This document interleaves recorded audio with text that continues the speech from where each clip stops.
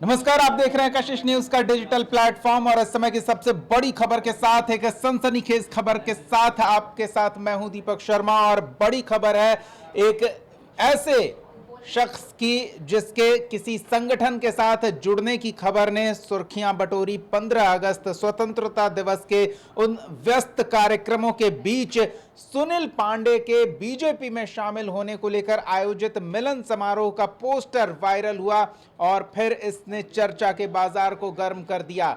लेकिन 16 तारीख को उस पोस्टर में बताया गया था कि सुनील पांडे अपने समर्थकों के साथ बड़ी संख्या में बीजेपी में शामिल होने जा रहे हैं, पर 16 तारीख को सभी इंतजार करते रह गए। न बीजेपी दफ्तर में इससे संबंधित कोई हलचल देखने को मिली, न सुनील पांडे कहीं नजर आए। ऐसे में सवाल यह खड़ा होता है कि आखिर 16 तारीख को जिसकी घोषणा की गई थी, बाकायदा पोस्टर ग्रुप में भेजे गए थे, उसमें क्यों नहीं सुनील पांडे बीजेपी में शामिल हुए, या क्यों बीजेपी के आयोजित मिलन समारोह में सुनील पांडे नहीं दिखे, या ये समारोह आयोजित होने वाला ही नहीं था। तमाम जानकारियां आपको देंगे और साथ ही ये भी बताएंगे कि आगे सुनील पांडे के सियासत में क्या संभावनाएं हैं, बीजेपी में जाने को लेकर क्या संभावनाएं दिख रही है और किस तरह की चर्चा हो रही है। सहयोगी आशुतोष मिश्रा हमारे साथ जुड़े हुए हैं। आशुतोष, सुनील पांडे बीजेपी में शामिल होने वाले थे, ऐसी खबर आई और फिर इस खबर की हवा निकल गई। आखिर कहां से यह हवा निकली, क्या वजह रही? देखिए, सुनील पांडे ने ज्वाइनिंग क्यों नहीं की कल और अब कब ज्वाइनिंग करने वाले हैं, इस बारे में जो डिटेल हैं वो हमारे साथ राजीव जी हैं, वो बताएंगे। हम ये बता रहे हैं कि सुनील पांडे की ज्वाइनिंग की खबर क्यों चल रही है और सुनील पांडे ही एकमात्र इतने मतलब मजबूत दावेदार के तौर पर क्यों उभर रहे हैं तरारी सीट से, इसके बारे में बताना चाहते हैं। तो देखिए, सुनील पांडे एक बाहुबली नेता कहे जाते हैं, उनकी छवि भी वही है, कई केसेस में भी उनका नाम सामने आया था और तरारी से वो जीत भी चुके हैं। जेडीयू के सिंबल पर 2010 के आसपास, जहाँ तक मुझे याद है, 2005 में वो पहली बार विधायक बने थे। उसके बाद से वो लगातार वहाँ पर बने हुए हैं, जीते या हारे लड़ते रहे हैं। 2015 में उनकी पत्नी वहाँ से चुनाव लड़ी थी, गीता पांडे, और महज 272 वोटों से उनकी हार हुई थी। तब कांग्रेस के उम्मीदवार के तौर पर अखिलेश थे और उसके बाद सुदामा प्रसाद, जो अभी 2020 में जो चुनाव जीते हैं सीपीआई एमएल के, वो भी थे, और लोक जनशक्ति पार्टी के उम्मीदवार के तौर पर गीता पांडे थी, जो कि सुनील पांडे की पत्नी थी। तीनों को 40-40 हज़ार के आसपास वोट मिले थे और कुछ वोट ज़्यादा मिले तो सुदामा प्रसाद वहाँ से जीतने में कामयाब रहे हैं। बिहार की 243 सीट जो थी, उसमें से इकलौती तरारी सीट ऐसी थी जहाँ पर इतने कम वोटों के अंतर से सुनील पांडे की पांडे की पत्नी चुनाव हारी थी। इस बार 2020 में चूंकि लोक जनशक्ति पहले जेडीयू में थे वो, फिर वो सीट लोक जनशक्ति पार्टी के खाते में गई तो वहाँ पर वो रहे।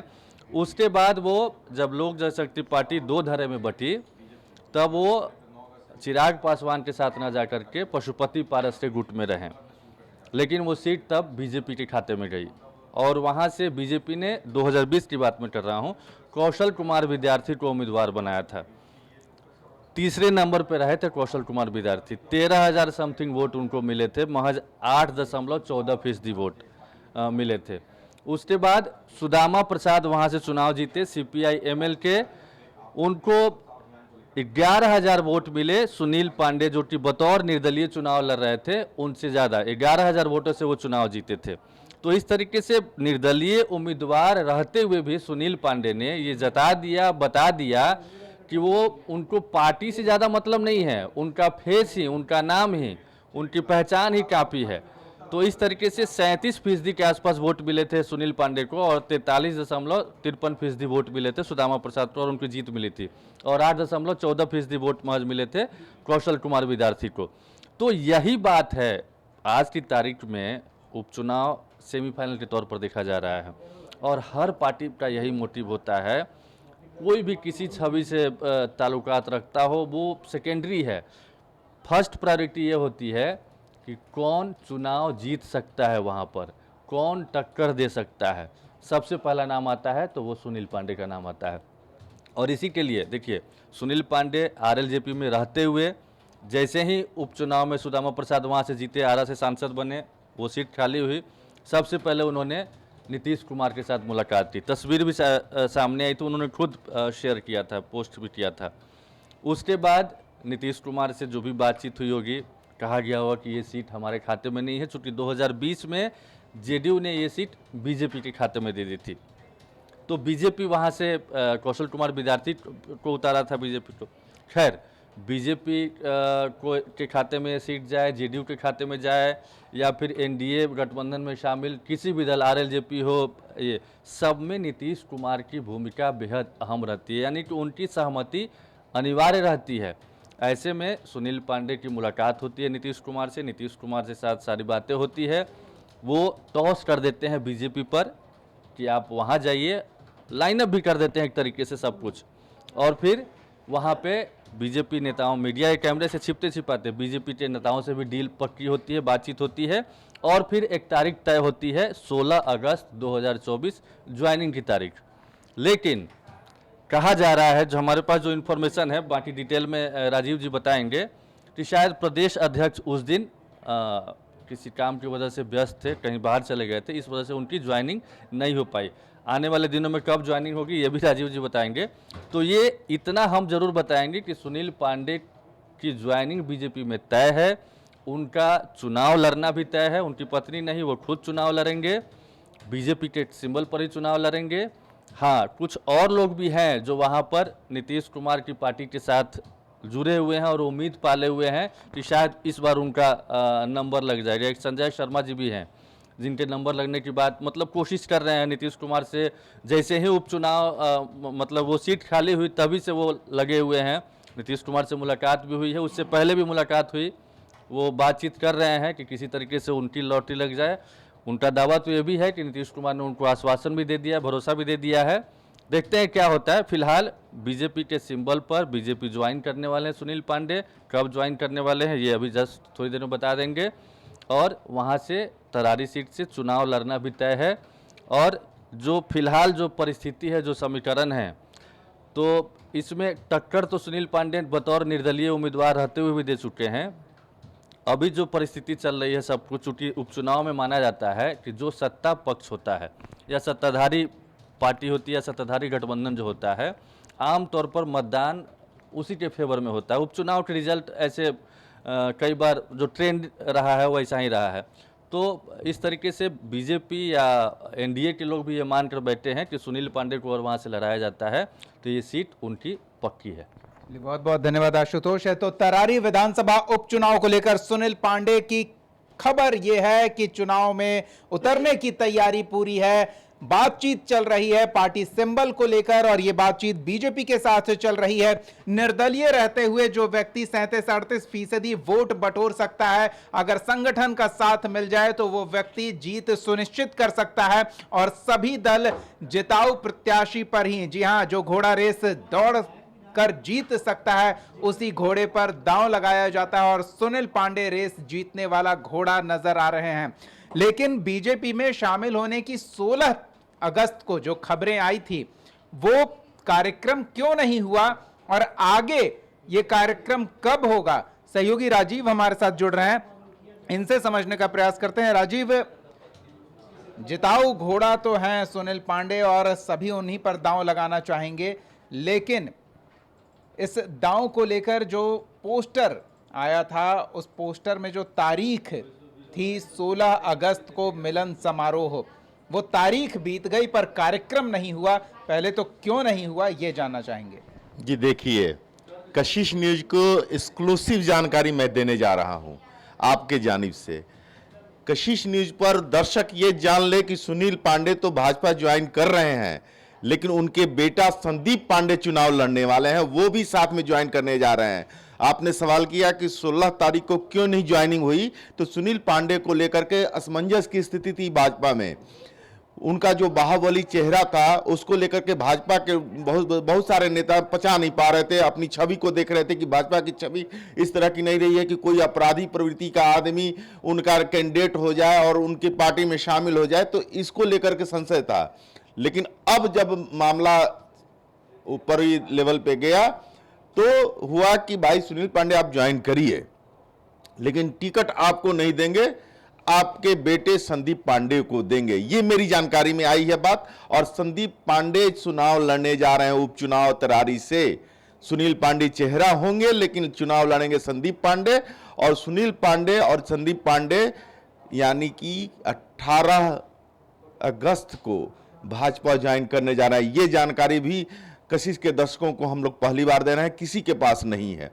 ये दोनों लोग कल ज्वाइन करने जा रहे हैं और उसके बाद ये तय होगा कि हाँ संदीप पांडे चुनाव लड़ेंगे, क्योंकि उपचुनाव में तरारी सीट जो है भाजपा के खाते में है, पहले से ही है और इस बार भी मिलने जा रहा है। इसलिए ये जो सुनील पांडे ने पाला बदला है, नीतीश कुमार से मिलने के बाद पाला बदला है, तो ये तय हो गया कि भाजपा से सुनील पांडे के पुत्र संदीप पांडे चुनाव लड़ने जा रहे हैं। और 18 अगस्त वो तिथि तय की गई है। कल लगभग 2 से 2:30 बजे के आसपास ये मिलन समारोह होगा। क्योंकि प्रदेश अध्यक्ष अभी दिल्ली दौरा पे है, वहां पे राष्ट्रीय कार्यकारिणी की सदस्यता अभियान समिति की बैठक हो रही है, कार्यशाला हो रही है। सदस्यता अभियान भी चलना है 1 सितंबर से भाजपा का।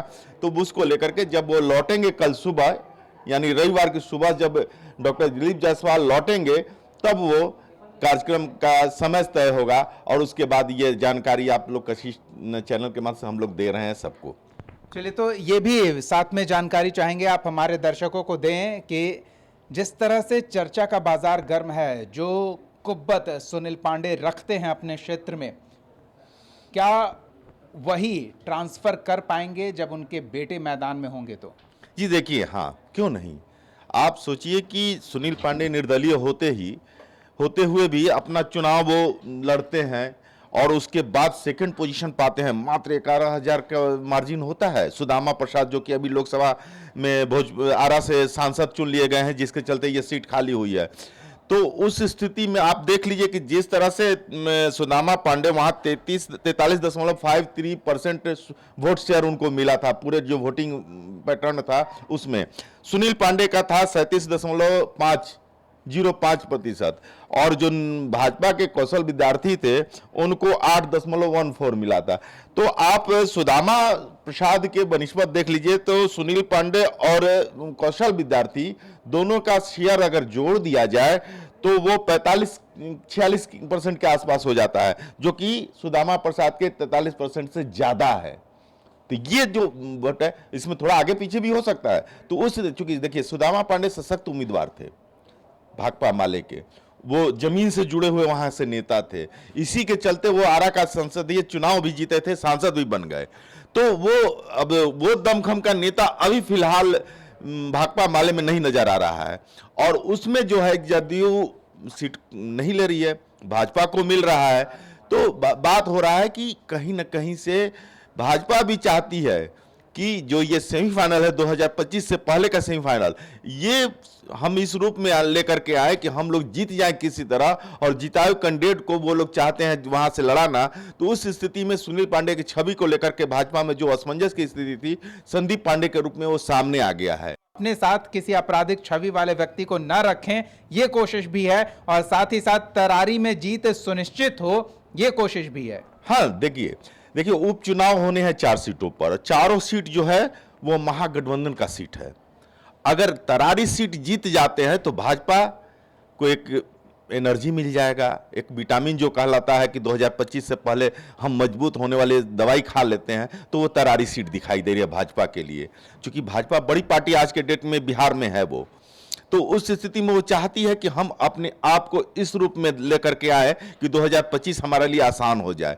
और रही बात की बाहुबली वाला चेहरा, आपने बोला कि हाँ भाजपा गुड़ खाए गुलगुल्ला से परहेज, आप बोल सकते हैं, लेकिन ये सत्य है कि भाजपा में ऐसा नेता, बाहुबली नेता कोई दिखता मेरे नजर में अभी तक ऐसा नहीं आया जो सामने आया हो।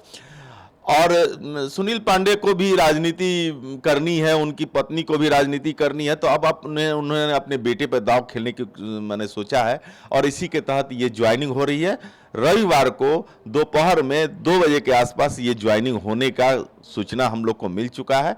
अब ये तय होगा कि भाजपा के नेता कब उनको ज्वाइन करा रहे हैं, वो आगे देखने वाली बात है। चलिए, बहुत बहुत धन्यवाद राजीव इस तमाम बातचीत और जानकारी के लिए। तो तरारी विधानसभा उपचुनाव से पहले ये बड़ी खबर कशिश न्यूज के डिजिटल प्लेटफॉर्म पर, और वो ये कि कार्यक्रम पोस्टपोन इस वजह से हुआ था क्योंकि सुनील पांडे की जो छवि थी उसके बैकड्रॉप में उसकी परछाई किस तरह से स्वच्छ छवि वाले व्यक्ति की तलाश की जा सके, और वो व्यक्ति संभवतः तलाश किया जा चुका है, उस पर केंद्रीय नेतृत्व की ओर से मोहर भी लगा दिए जाने की बात सामने आ रही है।